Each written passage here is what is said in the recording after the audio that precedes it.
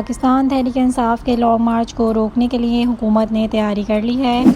Article 245 के तहत फ़ौज को तलब किया जाएगा। रिपोर्ट्स के मुताबिक लॉन्ग मार्च के शुरा को रोकने के लिए पुलिस, एफसी और रेंजर्स के 13,000 से ज़ायद पुलिस एहलकार और अफसर तैनात करने का भी फैसला किया गया है। दूसरी जानिब पीटीआई के लॉन्ग मार्च के पेश नज़र इस्लामाबाद पुलिस को बड़ी तादाद में आंसू गैस गन्स और शेल फराहम कर दिए गए हैं। इस्लामाबाद पुलिस का कहना है कि लॉन्ग मार्च के लिए 13,086 अफसरान एहलकार तैनात किए जाएंगे।